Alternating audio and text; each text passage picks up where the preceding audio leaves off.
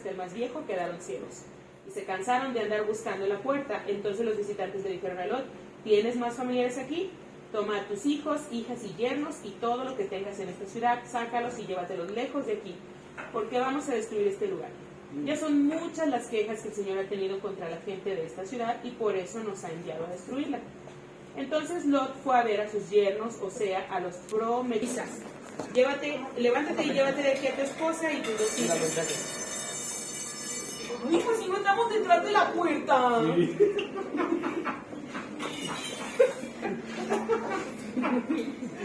Gracias, perdón. Ellos deben decir perdón, no tú. Sí, ya vas corriendo.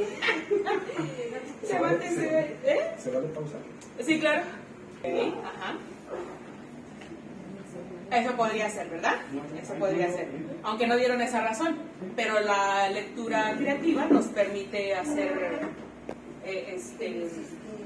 sacar conclusiones o hacer completar la información. Ajá, gracias. Exacto, de donde no nos da. Pero como Lot se tardaba, los ángeles lo tomaron de la mano porque el Señor tuvo compasión de él. También tomaron a su esposa y a sus hijas y los sacaron de la ciudad para ponerlos a salvo. Cuando ya estaban fuera de la ciudad, uno de los ángeles dijo: corre, ponte a salvo, no mires hacia atrás, ni te detengas para nada en el valle. Vete a las montañas si quieres salvar tu vida. Pero Lot les dijo: no, Señor mío, por favor, ustedes me han hecho ya muchos favores y han sido muy buenos conmigo al salvarme la vida. Pero yo no puedo ir a las montañas porque la destrucción me puede alcanzar en el camino y entonces moriré. Cerca de aquí hay una ciudad pequeña a la que puedo huir. Déjenme ir para allá a salvar mi vida. Realmente es una ciudad muy pequeña. Entonces uno les dijo: te he escuchado y voy a hacer lo que me has pedido. No voy a destruir la ciudad de la que me has hablado, pero anda, vete allá de una vez, porque no puedo hacer nada mientras no llegues a ese lugar. Por eso aquella ciudad fue llamada Zoar. El nombre Zoar y la palabra hebrea que significan pequeña tiene un sonido semejante. Cuando ya había amanecido y Lot había llegado a Zoar, el Señor hizo llover fuego y azufre sobre Sodoma y Gomorra. Las destruyó junto con todos los que vivían en ellas y acabó con todo lo que crecía en aquel valle. Pero la mujer de Lot, que venía siguiéndole, miró hacia atrás y allí mismo quedó convertida en una estatua de sal. Al día siguiente por la mañana, Abraham fue al lugar donde había estado hablando con el Señor. Miró hacia Sodoma y Gomorra y por todo el valle y vio que de toda la región subía humo como si fuera un horno. Así fue como Dios destruyó las ciudades del valle donde Lot vivía, pero se acordó de Abraham y sacó a Lot del lugar de la destrucción. ¿Por qué? Porque cuando fue a visitar a Abraham y a decirle que se iban a preñar, les dijo: y de paso, vamos a destruir Sodoma y Gomorra. Y entonces en esa lectura, Abraham intercede un montón de veces y dice: ¿qué tal si hubiera ahí 100 que creen en ti? Si hubiera 100, no la destruiría. ¿Y qué tal si hay 50? Si hubiera 50, no la destruiría. ¿Qué tal si hay 10? Por 10 no destruía la ciudad, ¿verdad? Entonces, ese es el relato. Pero tenemos este relato delante de nosotros y no delante enseguida. Como ya lo hemos mencionado antes, lo tenemos delante de nosotros por un abismo de situación cultural, económica, política, intenciones del escritor, no de Dios, porque no nos cayó la Biblia del cielo, intenciones del escritor humano o los escritores humanos que desarrollaron estas historias. Entonces, ¿qué es lo que nos resuena en medio de ese vacío? Que en lugar de leer ese pasaje digamos: no, pues sí es cierto, a todo lo que dice sí es cierto, amén, aleluya, no. ¿Qué es lo que nos resuena? Considerando que allá está aquel pasaje con su historia, su trasfondo, su cultura, y acá estamos nosotros con nuestro trasfondo, nuestra historia, nuestra cultura y nuestras experiencias de vida. ¿Qué me resuena? ¿O qué digo? Achis. Yo creo que una de las primeras cosas que a mí me resuena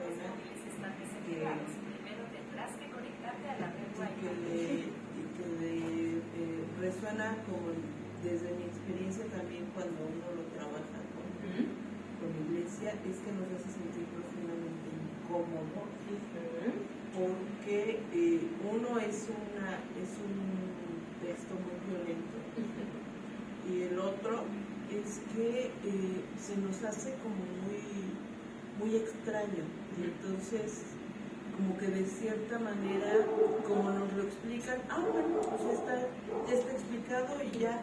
Entonces por lo menos como que me deja tranquilo de que tiene una explicación, ¿no? Pero está ahí el hecho de que nos incomoda ¿no? Incluso puede llegarnos a indignar, decir, ay, ¿por qué sacar a estas mujeres? ¿O por qué hacer todo esto, ¿no? ¿Qué sucede? ¿Por qué? ¿No? ¿Por qué? O sea, nos genera demasiadas preguntas y demasiadas dudas, y a veces desde los espacios de fe el dudar se nos hace como muy raro, ¿no? Ajá, exacto. ¿Alguien más? Pero ¿qué nos genera este pasaje? O, no que nos genera, si ya lo mencionó y no queremos redundar, pero si ya habían escuchado esta historia, ¿en qué se suele o cómo se suele interpretar? Si alguien, ¿verdad? Quienes tengan experiencia previa de iglesia, ¿para qué se suele utilizar el pasaje de Sodoma y Gomorra? Como para asustarte con el pecado. De decir, te portaste bien mal, entonces va un castigo. Como acción-consecuencia, Sí. pero no ven el trasfondo o el enlace posible que puede haber de todo el contexto que lo rodea.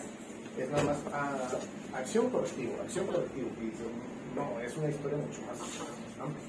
Ok. Destrucción como un castigo de Dios, ¿verdad? ¿Para qué más se suele utilizar este pasaje en las iglesias? No en tu iglesia, pero en las iglesias. ¿Para qué han escuchado que se usa Sodoma y Gomorra? Yo creo que también una parte bien importante es iba a decir polarización. La polarización, ¿no? El hecho, y yo lo viví antes de renovar mi fe, yo lo viví, esa polarización. Eres bueno, eres justo, mereces estar en la presencia de Dios.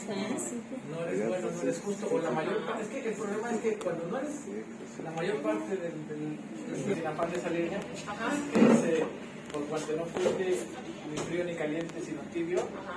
Te vomitaré de mi boca, ¿no? Sí. Entonces como que se mezcla, como que te lleva ese, y dice uno, no, pues mejor que no me vomiten, ¿verdad?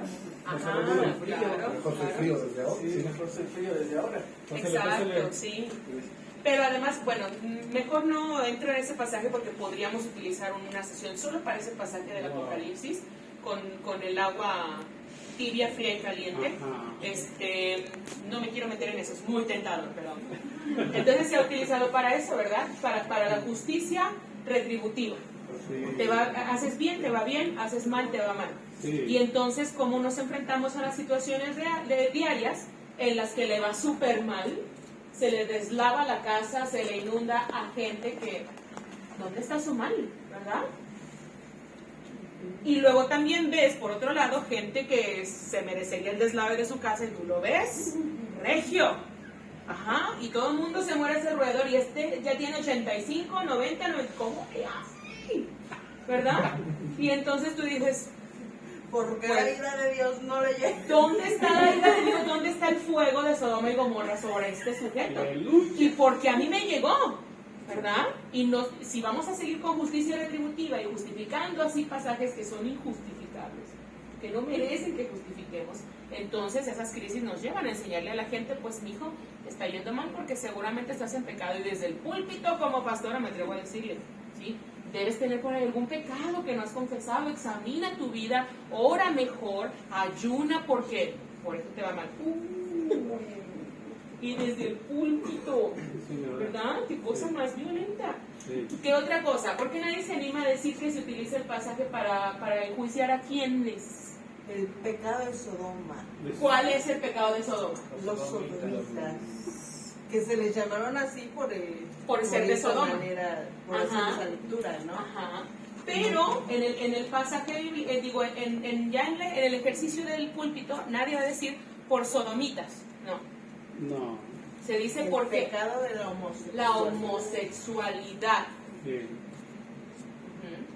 Tenemos que llegar a ese punto porque pasajes que se utilizan para condenar sectores vulnerables. Bandera de sospecha.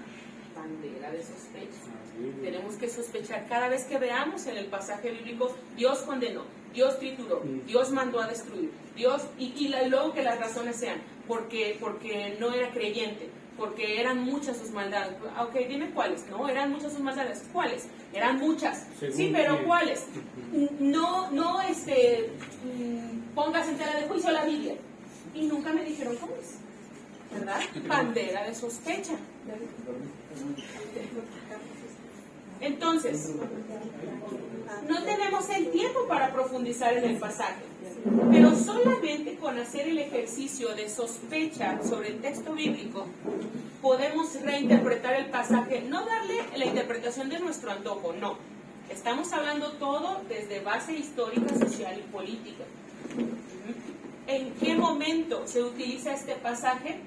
Cuando de forma superficial dicen, pues es que decía que los hombres querían violar a los hombres, ¿no? Entonces eso es homosexualidad. ¿Eso es homosexualidad? ¿Un hombre querer violar a otro hombre? ¿Eso está tipificado como orientación sexual? No. Y la otra, como dices, en manera de sospecha, el no indignarte de la misma forma, al decir, oye, la solución al conflicto es no violes a los hombres, pero viola a las mujeres. Exacto, porque entonces la respuesta de Lot es, por favor no le hagan nada a mis invitados varones. Aquí están mis hijas, ¿verdad? Que en esta cultura, pues las mujeres somos objetos, ¿verdad? De intercambio, de negociación, y siempre pertenecemos a alguien, nunca somos independientes en esta cultura. Pertenecemos a papá, ni siquiera a mamá, ¿verdad? A papá, después pertenecemos, si papá muere y no estamos casadas, si papá muere y no estamos casadas, le pertenecemos al hermano. Si nos casamos, le pertenecemos al esposo. Y si ya no hay esposo, le pertenecemos a los hijos, sobre todo al mayor, y tiene que ser varón. Y si no tenemos esposo ni marido, como encontramos en muchas ocasiones en la Biblia, estamos perdidas. Ajá. No hay quién ni por quién nosotras, ¿sí? Y entonces hay que salirnos del margen, no hay nadie para nosotros. Una mujer viuda y sin hijos, y por eso lloraban tan desesperadamente estas mujeres en el Nuevo Testamento, ¿verdad? Otra tentación, hay otro pasaje. El mismo pasaje nos da la lógica, no tiene que ver con orientación sexual. Si lo fuera, ¿por qué no diría, aquí estoy yo, ¿verdad? Porque como les gustan los hombres, entonces pues yo, un hombre, ¿por qué rayos ofrecería mujeres? Si se trataba de orientación sexual, ¿verdad? ¿En qué momento una orientación sexual es atada a violencia? ¿No hay violencia en relaciones heterosexuales? ¿Quién viola principalmente a las mujeres? Hombres heteros. Ajá. Claro que hay violencia de pareja también en parejas homosexuales, pero ¿sí? Si no trabajamos la violencia heterosexual.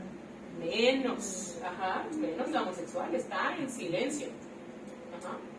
El chiste es que el pasaje no se trata sobre atacar, condenar y mandar fuego sobre una orientación sexual.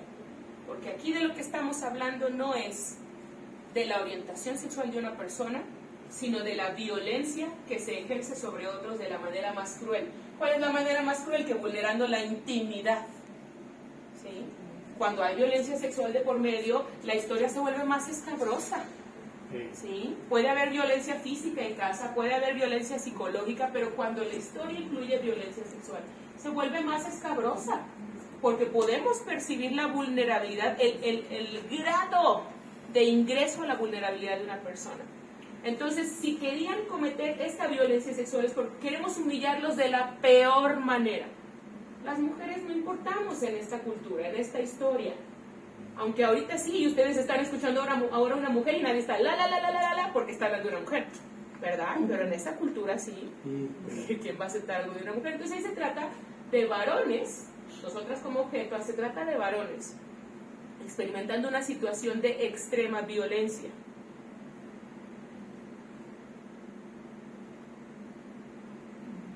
Una pregunta. Sí.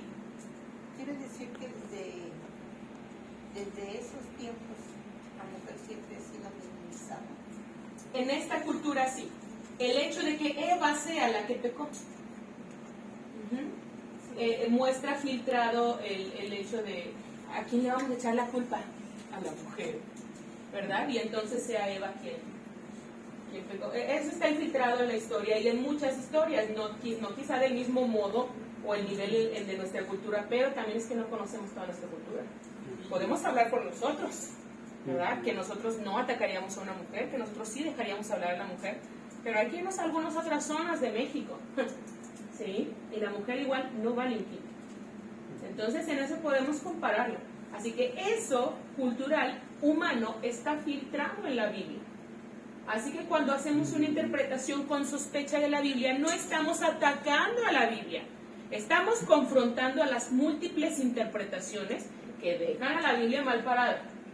Estamos confrontando las interpretaciones de la Biblia, no a la Biblia, no a Dios, sino cómo lo están interpretando. Y si desde el púlpito están utilizando estos pasajes para mandar al infierno en automático a gente sobre todo de sectores vulnerables, como lo es la comunidad LGBT+, ¿sí? Y no lo digo de broma, es porque entre más se integren, mejor.